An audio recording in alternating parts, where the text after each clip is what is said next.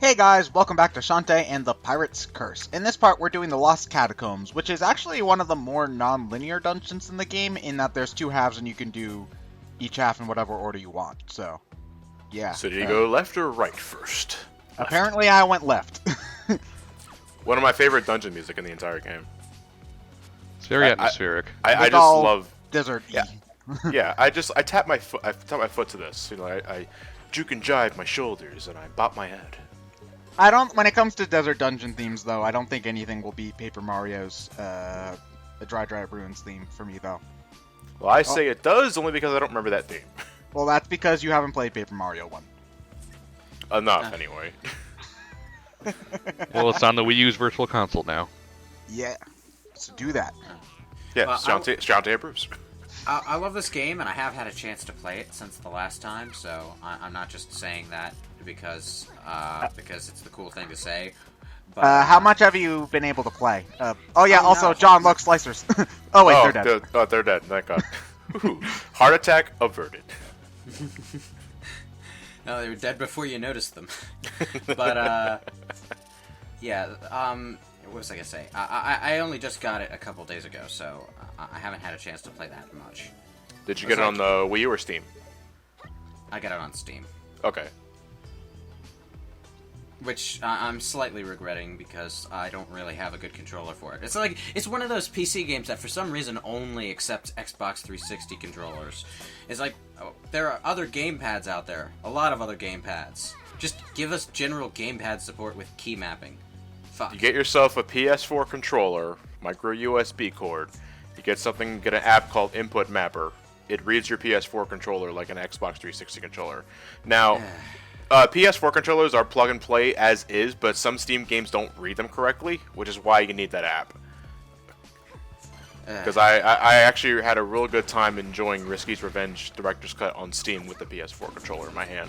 Hey, look, here is my thing, okay? If fucking Windows can detect my gamepad and detect inputs for buttons in the properties menu, there's no excuse for a game not to be able to read the controller. The computer already does. But don't you know, Lewis, PC gaming is so much better than console gaming because of how customizable it is, right? It is when it's customizable. Yeah, when you can customize it in the first place. It's like, if you're gonna port a game to a PC, fucking take advantage of that, man. That's all I'm saying. Though, if you have a Wii U, you're probably just better off getting it on the Wii U. The Pro Controller is really good for this game as well. I like the gamepad just because then you can actually look at the map and shit. I suppose so. Well, I just want to get more games for my PC because that gives me something to play while my brother's using the consoles and the television.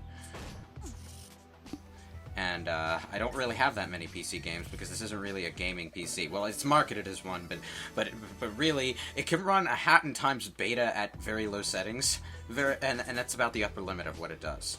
Well, you don't need great specs to run most of the cheap indie crap you can get on Steam.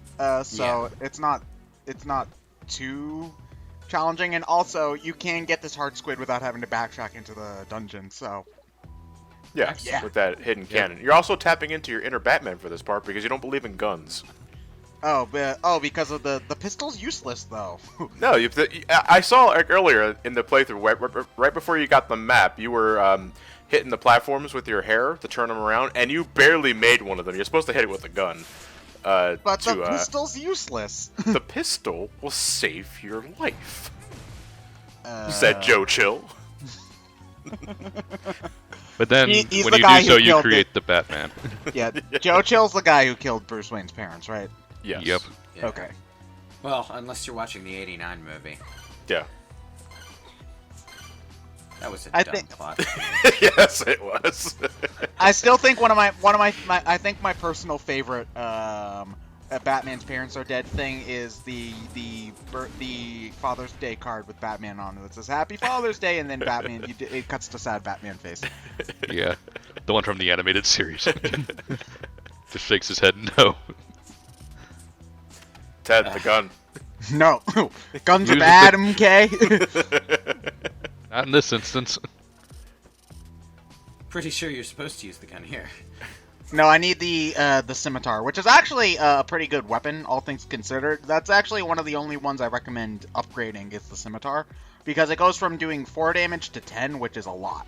So it actually makes the whatever they call the scorpion ladies. Ted, What? you spent this whole time avoiding the gun, and then you finally choose to fire it when you see the old man. I've been waiting for this moment. Oh well, now I don't need to shoot the old man because I can stab him instead. Something Joker monologue about knives. I don't remember right now. Ever dance with the devil in the pale moonlight? No, guns are too quick. You can't savor all the little emotions. You're pogo sticking on a scimitar. There are so many ways that's wrong. You want to run down the list? Yeah, You got for time to one kill. thing, for one thing, you'd either stick it through the ground or you'd break the goddamn sword. Ah, jeez. Not if it's made of vibranium. What the hell is vibranium? It's the crap that Captain America's shield's made out of. Okay. I always forget which is stronger, adamantium or vibranium. I don't know, Yes. dude. Yes. Yes. I don't. I really just I do not give a crap. That's just Comics are weird. it's just basically techno babble. I think actually Ultron's like made out of it's at least in the Avengers cartoon, Ultron's made out of some adamantium vibranium hybrid shit. So he's like super strong metal and shit. So yeah. I think they call it steel. Also, am I the only one who breaks every block just in case?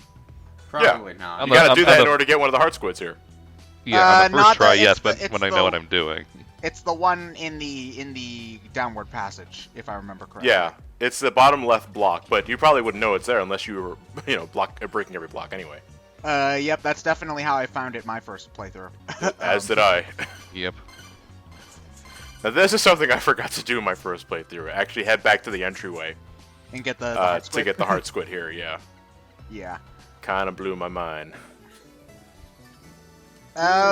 I didn't.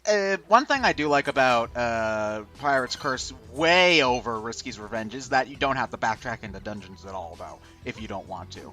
No, you don't. Yeah, in Risky's Revenge, you have to backtrack to dungeons because of the mermaid power-up. But in this one, like, I thought that you had to only backtrack to this dungeon because of that heart squid, but you can get that on your first run-through if you find the secret thingamahoosit. Yeah. So, that's one thing I do like about this game is that there are, in quite a few situations, multiple ways to get a collectible, which is always helpful. Definitely. Like, if you remember where to, like, float with the hat, for instance, you can get some things, but if you forget about it and then pass it later on while you've got, like, the pirate cannon or whatever, then you can get it that way, too. So it's just, Wait, are the dark red blocks unbreakable? yeah. Yes. There's, like, barely imperceptible change in color there. It's Just easier slightly. to tell when it's easier to tell when you're A, actually playing the game and focusing on that, and B, when the resolution's better. And when you're not colorblind, I assume. That is a thing though, because Dust and Elysian Tale has a colorblind mode, because there are colored resonance gates, and what the game will do is if you turn on colorblind mode, the game will just tell you what color the thing is when you get to it. Well, the thing about I think okay, I'm talking out of my ass here, and we've already made fun of colorblind Jeff enough. I believe the most common type of colorblind, my cousin actually has this, is the red-green colorblind, where you can't tell those two colors apart. I actually don't think that, like, you see everything in terms of shades of gray is actually very common.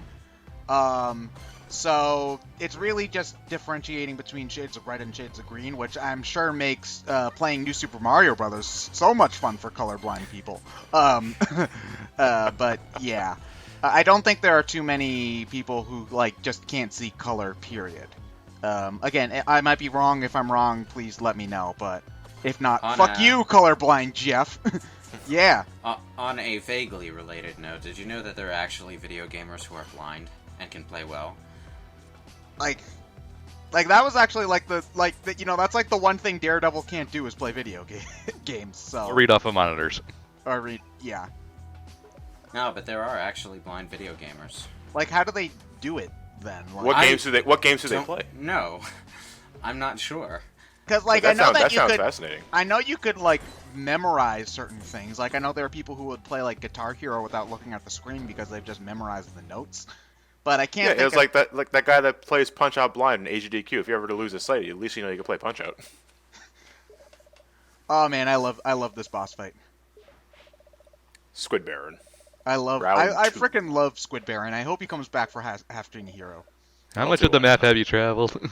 How full of your pockets? About half, right? Halfway full? Filler boss.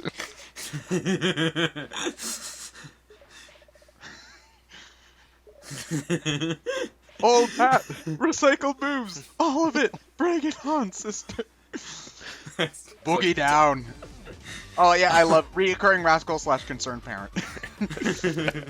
So anyway, Squid Baron is I think one of the most fun bosses in the game, if only because like I love bosses with their own unique boss music. That's one thing, and he's also just fun to fight. Like he's not hard by any stretch of the imagination, but he's I think one of the more kinetic boss fights. So you know that helps. Of course, you just destroyed him with Super Pike Ball. No, it's more the monster milk. Trust me on this. Oh. Actually the pike balls have gotten a severe. It's not that they've been nerfed, but it's just monster milk is so broken that it makes even the pike balls seem lame in comparison. But when you get to the second half of the boss fight, occasionally he becomes a robot. You scimitar him, and then you fight like normal, basically.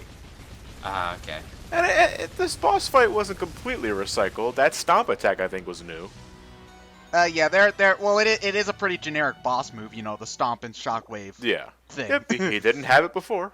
He did eat the tasty meal though, which has been hanging around for who knows how long, and he did do the same like back and forth kind of stuff. Huh?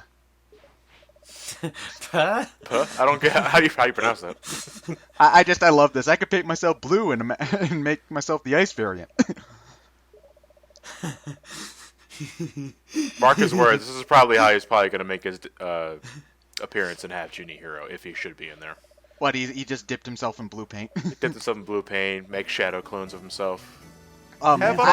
He better come back, because the Squid Baron is probably my favorite character. He said maybe even show up as a common thug to make you feel really powerful. That was a dig at Castlevania. Well, I was just wondering, in Castlevania, when they bring bosses back, are they the same stats as the old bosses, or are they like toned down? If we're talking Symphony of the Night, yes. In Classic Symphony Castlevania, they're a bit toned down. Yeah, in Symphony of the Night, what happened was, I think you fought those two boss monsters from the end of Castlevania 4 at the beginning of the game, and then late game, they're just random monsters that you run into on your way to death. And you run into them en masse. It also applies to the werewolf and the minotaur. You fight a combination of those after you meet Richter, and then they're all over the Colosseum in the Upside Down Castle. Yep. Now, I believe, I can't remember because, my Skype was shutting out. Did I get the Cacklebat in the, quicksand, area? No, nope. Okay, well then No, you know. Okay, well then I'll cut back to that eventually. You actually don't have, I'd probably actually cut back to that when I do the, when I go back to get the Enchanted Blade, so.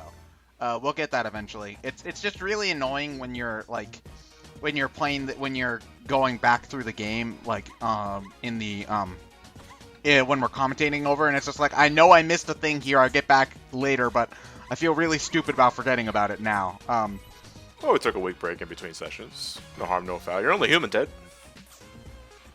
Yes. Totally human. How dare we not play perfectly? Homo sapien. Learn to play perfectly or get the fuck out. It seems to be the mentality today. I'll go pack my things. So yeah, we need to go get him anyway, so we'll be back eventually. All in one piece. How's your arm feeling? I don't know. That's too bad. So yeah, there wasn't actually an evil in that den of evil. It was just the Squid Baron hanging around. Oh man, Risky, you're mean. Well, she is the bad guy. That is the bad guy. Kind of. Okay, Mudbog Island. Nope, nope, nope, nope, nope, nope, nope, nope, nope, nope. Don't Oh, want look at that! to. Time for a vacation. Deposed bad guy. Failure of a villain.